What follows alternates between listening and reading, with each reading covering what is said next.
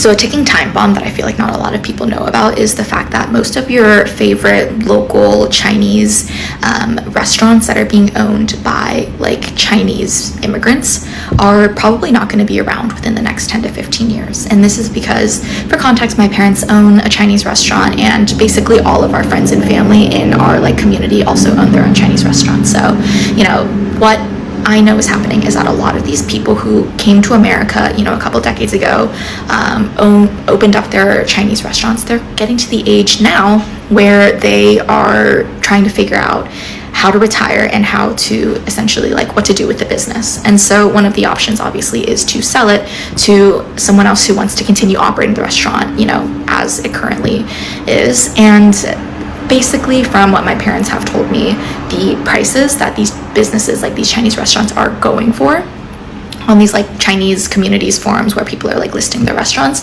these restaurants are being sold for dirt cheap because you are not getting the same influx of people coming into the US as like first gen immigrants who wants to own and operate Chinese restaurants. This is an incredibly labor intensive line of work, and these owners, like, you could say, oh, like, why don't they just pass it down to their kids? Most of the Chinese people that I know whose family own restaurants, their kids, my friends whose parents own restaurants, it was not even a question whether or not they wanted to like take on the family business, right? Like, the people who own and operate these restaurants know how extremely labor intensive and difficult it is to do this line of work. And that's because so much of the labor that goes into making and preparing your food is done by hand. It is not automated. Like, we, at least in my family's restaurant, we make every single dumpling by hand, and like the filling that goes into these dumplings, we make that by hand too. Like, my parents literally like grind up the pork, they hand chop the scallions, like hand measure all of like the sauces and everything. Like, it is so labor intensive to own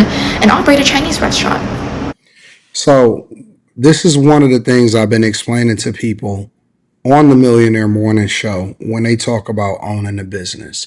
Two things to take away from this. The first thing is, when you talk about a brick and mortar business, it is very much labor intensive, meaning that most of the people that are successful in an industry that are not like a corporate owned licensed store, McDonald's type of entity, Chick-fil-A, something like that, most of them basically created a job for themselves. So when you see these people come over here into this country, a lot of times they're not coming over here educated. They're not coming over here to be doctors and lawyers. They don't even speak the language mostly. And so what they do is they open up these restaurants in order to create a job for themselves. And they work that job. They have to work it every day in order for them to survive, to have resources. A lot of times they also put their children through school. They, send them to college or whatever, and they make a whole lot of sacrifices. And here's the caveat to this. This is the other part of the conversation. Because they don't want their children to go through the same thing that they went through. So the business dies with the parents, and or they sell it, and they wind up selling it for a lot cheaper than what they would want to sell it for, because obviously they will want to get the most out of it so that they can retire. But their body gives out on them. They get old. Eventually they get to the point to where you can't do the same things, or you can't work it the same way that you could every single day for the rest. So a ticking time bomb that I feel like not a lot of people know about is the fact that most of your favorite local Chinese restaurants that are being owned by like Chinese immigrants are probably not going to be around within the next 10 to 15 years. And this is because, for context, my parents own a Chinese restaurant, and basically all of our friends and family in our like community also own their own Chinese restaurants. So, what I know is happening is that a lot of these people who came to America, a couple decades ago, opened up their Chinese restaurants. They're getting to the age now where they are trying to figure out how to retire and how to essentially like what to do with the business. And so one of the options obviously is to sell it. Is that what it is? Or did y'all figure out that y'all people wrote a check that your ass couldn't cash? and now it's bouncing. I don't feel bad at all because this is a long time coming. And it's not to say that we're just trying to boycott businesses to hurt y'all. Listen, it's not about y'all. It's about us. It's about the fact that we've been coming into your businesses, patronizing y'all businesses, but yet we're treated like we're nothing. Yet we're treated like we're nothing. We're treated as if our dollars don't matter. We're treated as if you're tired of dealing with us. Yet you open up service industry companies where you have to provide customer service, you have to provide food, you have to provide us, you're cleaning our feet, but yet you don't respect us. We're just dirty people. Man, listen, it's crazy. It's crazy. And it's so funny seeing all of these think pieces go online and they still fail to realize where all of this is coming from, as if we just got up one day and said, let's just boycott business. No. Where do you think the whole term hurry up and buy came from? Y'all been tired of us in your stores. You say it's because we're stealing and all of this stuff. Why keep opening up stores in the neighborhoods with us then? It's almost as if you can't open them anywhere else. And see, what's funny is you talk about the people moving here and immigrants are not opening up these businesses anymore. Or can immigrants not come over here the same way they did before because of this current administration? Oh, and let's talk about the fact that y'all come over here and don't like us, don't respect our money. Y'all treat us like we're less than, but you're doing our feet. You're serving us food. It's almost as if the higher class Asian community over there still in their country didn't have to come mingle with the lessers. Am I getting somewhere with this? It's almost as if this is like a second-rate job that y'all do here. Even though it's your business, you have to clean and file the feet of the very people that you despise. Let's wear that for size. I don't get it. But then y'all feel like y'all are better than us here, but y'all know how y'all are looked at home. Y'all know how people look at you at home. The people with the tech companies, the people with the pharmaceuticals, not the Chinese restaurants in the hood, not the nail salons where you got to scrape the feet of us niggas in the hood. We thought y'all was a quiet, docile community till everybody got online and drove saying how much y'all didn't need the black dollar. But if y'all don't need it so much, why is it a problem if we're not patronizing your businesses anymore? Why the uproar? What are you scared of?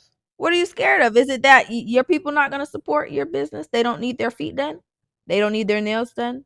They don't want to eat Chinese food? Oh, y'all don't eat the Chinese food that you serve to us. Oh, yeah, what are we even talking about here? See, and it's funny because I did a video on the stock market and how it's crashing in Korea, but everybody got in the comments saying it has nothing to do with what's going on in America. Listen, common sense ain't so common anymore. Did you know that across the country, there's one trend that few people are talking about?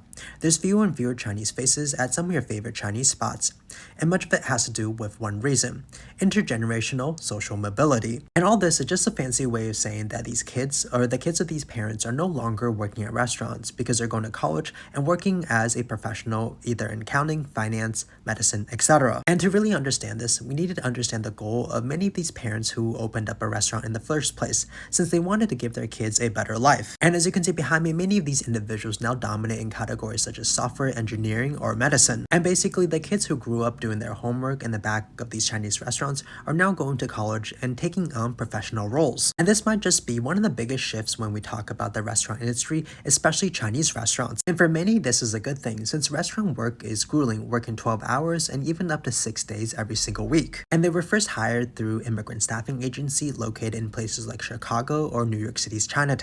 And this eventually gave them the opportunity to start a family, buy a home, as well as raise their children. And today, the parents of these working professionals are so successful that it's even created a shortage when it comes to the Chinese restaurant market. And current owners are looking elsewhere for immigrants who came from the Middle East, Latin America, as well as Africa. And basically, the traditional Chinese restaurant that you think about back in the 1990s as well as early 2000s is no longer there. And many of these families have moved on, and some have even shut their doors.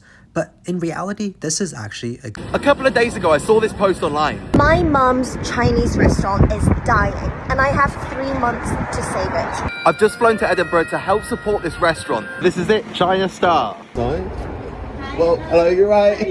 Good, thank you. Thank you so much for coming. How's it been since like, the last couple of days? But we've had customers and like it's not packed, but it's like it feels packed for us. Our Hong Kong chef is Yeah. the main chef, and he was like, "Oh no, I'm too old. I don't want to be on camera because Oh, he's really? actually nearly 80." But Nearly 80? yeah, he's actually retired and he's come back to. Like, No cook way. for us. Oh, And wow. My mom is in her 70s, but she lies and says she's like 50. This is Lisa's mum, the restaurant owner, and this is the head chef, Uncle, who's a bit of a wizard in the kitchen. And they have a lunchtime menu now where you can get 3 courses for £9.75. I ordered from the a la carte and started with the crispy duck. It's shredded tableside, and it was extremely good. The duck was nice and juicy. I loved the crispiness of the skin. Downstairs in the kitchen, they're preparing these ducks every single day. I also tried the homemade dumplings, which were banging too, and then placed an order even Big John would be happy with. This was the sizzling fillet of beef, as well as their signature Hong Kong chicken. The curry sauce is made fresh every day, so this really comes down to getting that restaurant name out there. On top of this, can I leave a £500 tip as well? No! Yeah. No! Yeah. No! No, please. No. 100%. I want to support. Like, you guys are amazing, the food was amazing, and I wish you guys the best of luck. Good luck. Thank you. Thank you. Wow, what an amazing family. We'll be back again in 3 months. If you can't take a date to So welcome back, guys. In the midst of the Asian boycott of businesses and establishments, we are looking at Chinese restaurants, Asian restaurants shutting down, and it's not just America, it's across the globe, as you may say. First-class Chinese migrants who moved to America or the US or the UK are shutting down because their children are taking up a more professional role. You see, when they came into these nations or this country, they were not, equipped with the necessary tools to get a job. So literally, they created a job for themselves, and they couldn't even speak the language of the host nation, English. Understand what I'm saying? So they establish these jobs or these restaurants as a means of making a living while they give their children a better future. Now their children are taking up a more professional role, and those restaurants are very tedious to run, very heavy-handed kind of job, and their children are not doing this business, and so this business is dying. But on the contrary, some of the black folks are coming out to say that the reason why these restaurants are dying is not just because they can't run them anymore, it's just because of the boycott that the black in American has decided to carry out on the Asian-owned businesses. So, is this a cultural shift in terms of status, power, wealth, access, or is this as a result of the black owned businesses and black dollars being diverted into black enterprises and business? We want to know what your thoughts, your opinions are in the comment section. Let the conversation begin. All credit to the original content creator. If you're a first time subscriber, please do hit that notification button, hit that subscription button, so that you encourage us to keep us doing what we know how to do best. If you're a returning subscriber, thank you for being there for us. So let the conversation begin in the comment section. See you on my next video. Ciao, ciao.